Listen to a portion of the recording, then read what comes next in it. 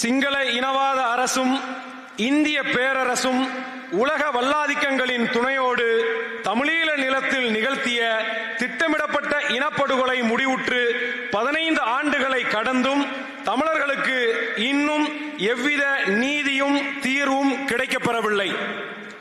தமிழின படுகொலையை முன்னின்று நடத்திய மஹிந்த ராஜபக்சே, கோத்தபய ராஜபக்சே, பசில் ராஜபக்சே உள்ளிட்ட சிங்கள ஆளும் வர்க்கம் இன்றளவும் விசாரணைக்கு கூட உட்படுத்தப்படவில்லை. உலகம் முழுதும் வாழும் தமிழர்கள் தம்மின படுகொலைக்கு நீதி கேட்கிறார்கள். பன்னாட்டு சமூகத்திடம் இப்போது வரை முறையிட்டுக் கொண்டிருக்கிறார்கள். ஆயுத போராட்டத்தை கைவிட்டு அரசியல் தீர்வுக்கு வர வேண்டும் என்று கூறிய உலக நாடுகளும் சமாதானத்தை வலியுறுத்திய ஐநா உள்ளிட்ட பன்னாட்டு அமைப்புகளும் இன்று அமைதி காப்பது மிக கொடுமையானது.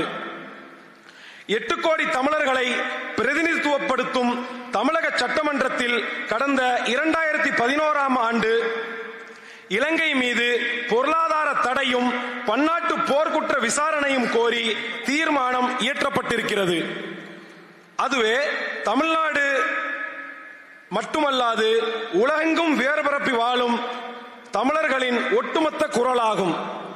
அதற்கு மதிப்பளித்து இலங்கை மீது ஒரு தடையீடற்ற பன்னாட்டு போர்க்குற்ற விசாரணை அமைக்கவும் சிங்களர்களோடு இணைந்து வாழ்வது இனி சாத்தியமே இல்லை என்கிற நிலையில் தள்ளப்பட்டிருக்கிற தமிழர்களுக்கு தனித்தமிழீழமே நிரந்தர தீர்வு என்பதால் தனி நாடு